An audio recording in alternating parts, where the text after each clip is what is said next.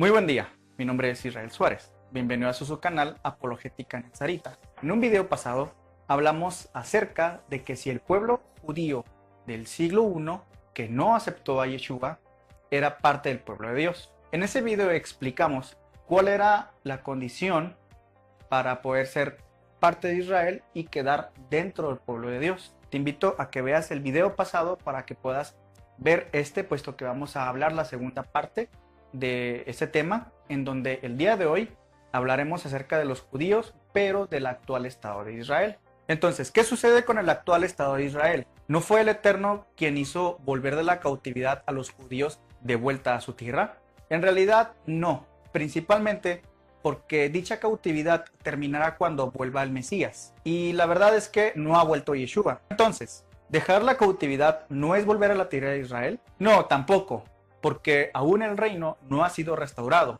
Y esto es muy claro.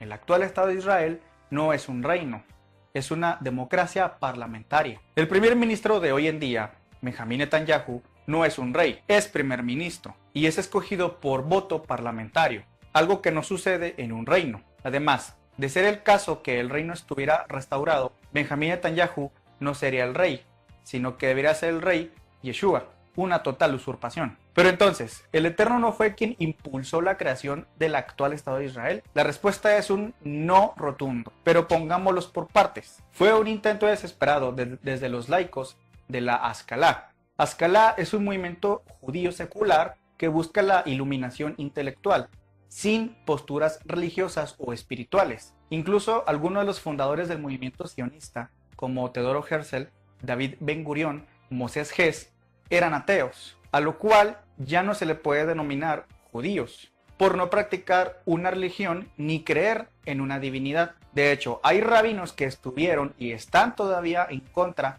de la creación del Estado de Israel, como la organización de rabinos Neturei Karta.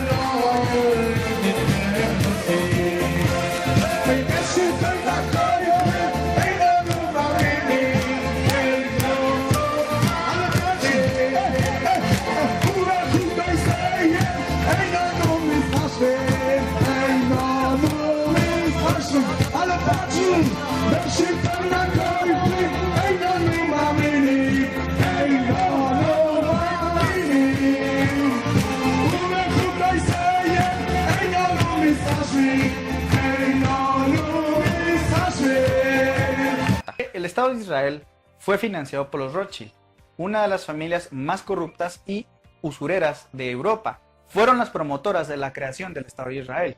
En una entrevista no muy vieja, Jacob Rothschild cuenta cómo su abuelo abogó junto con Chaim Weizmann con el primer ministro del Reino Unido, Arthur Balfour, para la creación del Estado de Israel, así como la financiación de colonias judías en Palestina de ese entonces a través de la inmigración. It's possibly the most famous letter in modern Jewish history, and it begins with 3 words: Dear Lord Rothschild. Why was it that this letter was sent by the Foreign Secretary to your great uncle Walter? It's an interesting question because he was really interested in ornithology, although he became interested in Zionism. I think the reason was this, that it was primarily a movement from Eastern Europe. So they felt that the Rothschild family should be the one to whom it was addressed. And Walter was Lord Rothschild, and he was a Zionist. And those really are the background reasons. So Walter received the Balfour Declaration, and I have a copy here, and I wonder if I could possibly ask you to read it for us. Yes, indeed. Yeah. I'm going to put on my spectacles to make sure I read it accurately. His Majesty's government view with favour the establishment of Palestine as a national home for the Jewish people, and will use their best endeavours to facilitate the achievement of this object, it being clearly understood that nothing shall be done which may prejudice the civil and religious rights of existing non-Jewish communities in Palestine, or the rights and political status enjoyed by Jews in any other country. I should be grateful if you would bring this declaration to the knowledge of the Zionist Federation, yours, Arthur Balfour. And here it is, the Balfour Declaration. What do you feel when you see it here? I genuinely feel it's one of the most extraordinary moments in the history of the Jewish people. If you think it took 3,000 years to get to this. And of course the Rothschild family then as now filled two roles, because it wasn't just a leader of diaspora Jewry, it also played a very significant role in the early years of the establishment of the pioneer communities in Israel as well.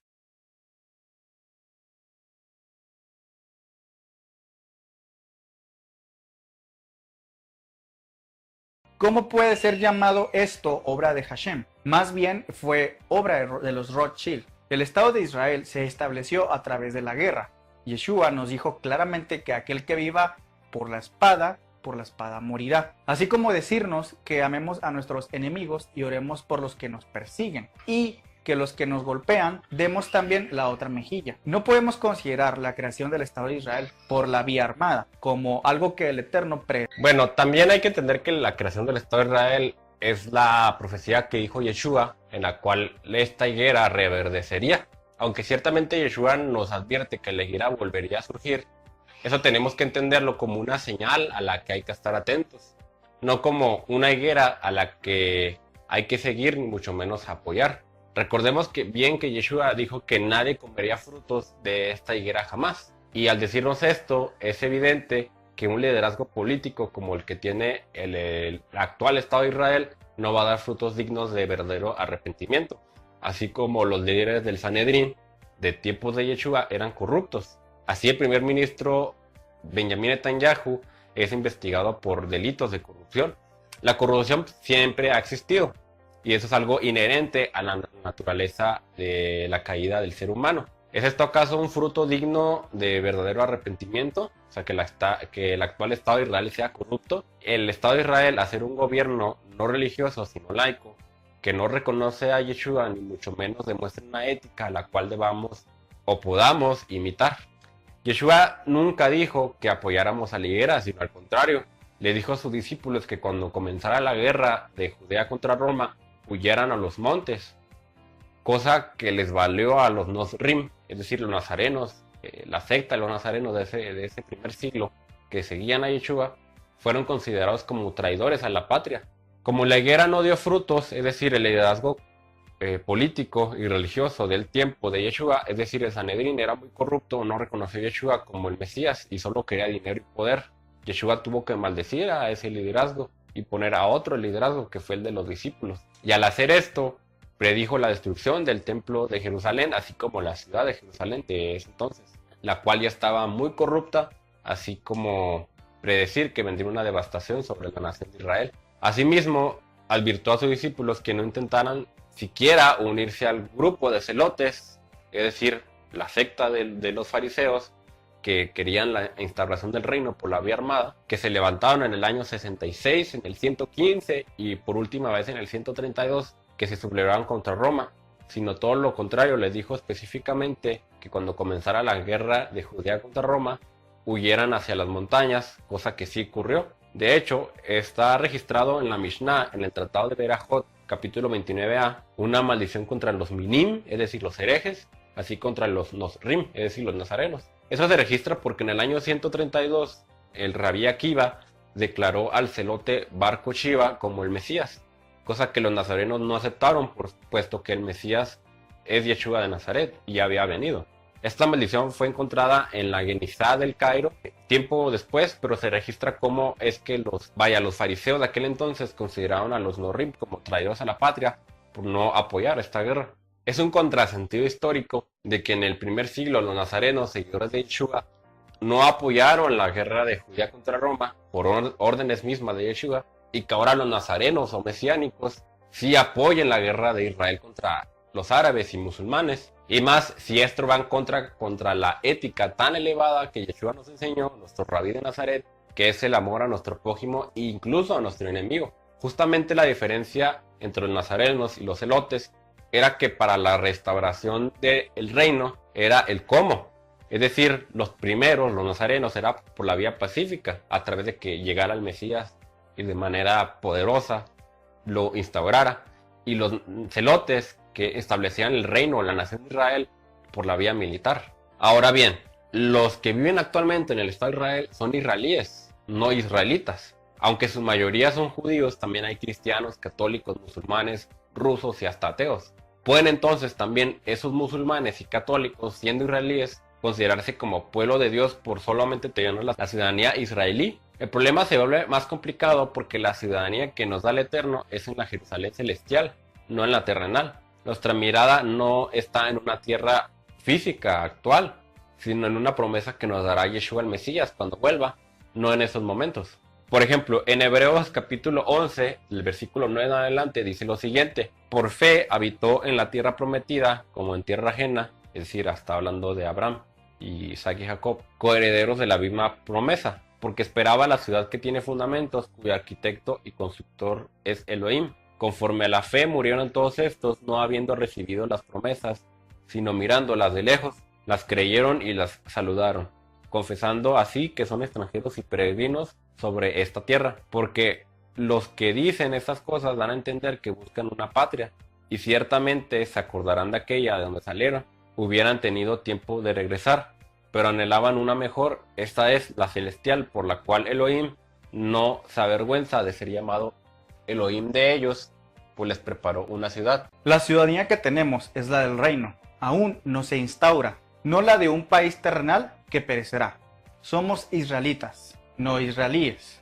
Si ese fuera el caso, ¿por qué el gobierno israelí no nos da la ciudadanía y nos hacemos israelíes? Fácil, porque para obtenerla tenemos que convertirnos al judaísmo ortodoxo, pero esto implica negar a Yeshua, o bien ser de madre judía, pero esto ya está fuera de nuestra capacidad. Además, los que viven en el actual Estado de Israel se ven a sí mismos como judíos, es decir, solo una tribu, la tribu de Judá. La redención que hará el Mesías son de todas las 12 tribus, incluidos nosotros los gentiles, que hemos sido injertados, cosa que no se ha cumplido, puesto que vivimos en nuestros respectivos países. La mayoría de los judíos no viven en Israel, sino en Estados Unidos. 11.8 millones de judíos, o que se hacen llamar de origen judío, viven en Estados Unidos, contra 8.9 millones de judíos que viven en el Estado de Israel. ¿Cómo podemos hablar del cese del exilio o de la aliyá del pueblo de Dios a la tierra de Israel? Los judíos que viven en el Estado de Israel no son racialmente judíos. Un tema que es importante a considerar es los judíos que viven en el Estado de Israel. No son biológicamente de sangre, sino la mayoría son hijos de conversos al judaísmo, o bien hijos de matrimonios mixtos. Por eso tenemos judíos rubios, de ojos azules, judíos pelirrojos, que son de los judíos askenazí. Estos judíos son descendientes de los házaros.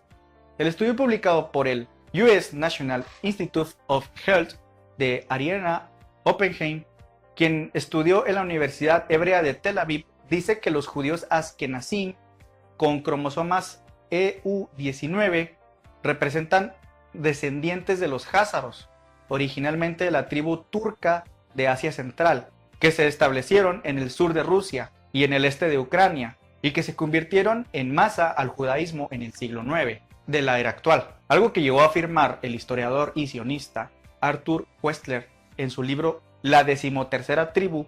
Por otra parte, hay una mínima cantidad de judíos con fisionomía semita, que son los judíos sefardíes. Estos, en palabras de Paul Wexler, profesor de lingüística, en su célebre libro Orígenes no judíos de judíos sefardíes, afirma que los judíos que se sentaron en España, es decir, sefarad, en realidad son hijos de conversos, de bereberes, al judaísmo. Aunque también tenemos a los judíos mizrahi, que son los judíos que se asentaron en las partes de Yemen, Irak, Irán y parte de Jordania. También es muy probable que se hayan mezclado con naciones de alrededor, pese a que sí tienen fisionomía semita. Y también vemos a judíos de piel oscura, que son judíos falashas, que son africanos etíopes. Esto nos da una clara evidencia que la casa de Judá, luego de la destrucción de Jerusalén por manos de Roma, se dispersó entre las naciones, mezclándose entre ellas, incluyendo las conversiones durante estos últimos 2000 años. Cuando estaba el templo en pie, se tenía registro de todas las familias de Israel, es decir, sus genealogías. Cuando fue destruido, es evidente que ya no tenemos esos registros de las genealogías. Hace 2000 años sí podíamos hablar en términos nacionales de judío que tenía una descendencia de alguna tribu, es decir, las que sobrevivieron después de la división del reino, que eran los levitas, la tribu de Efraín y la tribu de Judá. Pero cuando desapareció el templo, el término recae de aquel que practica el judaísmo, porque también podemos hablar de gente que es conversa. Por ende, hoy en día quien se haya llamar judío es por formar parte de una religión, no por tener una nacionalidad. Aunque existiera el Estado de Israel, ahí las personas serían no judías, sino israelíes. ¿Qué pasa entonces con los judíos que viven en otro país que no sea el Estado de Israel? Es decir, tienen su nacionalidad de ese país, pero practican la religión judía sin ser israelíes. Además, aun cuando exista el actual Estado de Israel, dicha nacionalidad es ser israelí, no judío, porque ya vimos que se puede ser israelí siendo cristiano, católico, musulmán, druso o hasta ateo. Y es imposible rastrear quién es descendiente directo de Abraham. Y aun cuando fuese posible esto, no servía de nada, porque lo que busca el Eterno no es una raza, sino una personas o persona con un corazón contrito y humillado que quiera obedecer sus mandamientos y que quiera vivir una vida kadosh, una vida santa. Recordemos que Israel nunca fue considerado una nación como una raza sola, sino como una multitud mixta de naciones, como nos dice Éxodo capítulo 12, versículo 38. Y también se vio con ellos grande multitud de diversas clases de gentes, ovejas, vacas y muchísimo ganado. Yeshua también, hay que considerarlo esto muy importante, porque profetizó que Jerusalén sería pisoteada por los gentiles hasta que se cumplan los tiempos de los gentiles. Esto lo podemos ver en Lucas capítulo 21, versículo 24. Y es evidente que el tiempo de los gentiles no ha terminado, porque aún hoy en día los gentiles tienen la oportunidad de salvación. Ergo, Jerusalén sigue siendo pisoteada por los gentiles. ¿Qué nos da a entender esto? Que el gobierno israelí actual es gentil, está fuera de pacto, como la palabra gentil nos lo indica, y que son falsos judíos. Ahora, ¿y por qué digo que son falsos judíos? Porque lo dice Apocalipsis capítulo 3, versículo 9. Dice lo siguiente: he aquí entrego a algunos de la sinagoga de Satanás, de los que se dicen ser judíos y no lo son, sino que mienten. He aquí que constreñiré de tal modo que vendrán y se postrarán delante de tus pies y reconocerán que yo te he amado. Recordemos que la palabra judío en su origen etimológico significa aquel que adora al Eterno con una mano levantada. Ahora, ¿y por qué sabemos esto? Porque el apóstol Pablo, Shaul de Tarso, nos lo explica también en Romanos capítulo 2, versículo 28 al 29. Pues no es judío el que lo es exteriormente, ni es la circuncisión la que aparece exteriormente en la carne, sino que es judío el que lo es en lo interior, y la circuncisión es la del corazón por el Ruach, no por la letra, cuya aprobación no proviene de los hombres, sino de Elohim. Entonces, para concluir, ¿el actual judío que vive en el Estado de Israel es parte del pueblo del Eterno?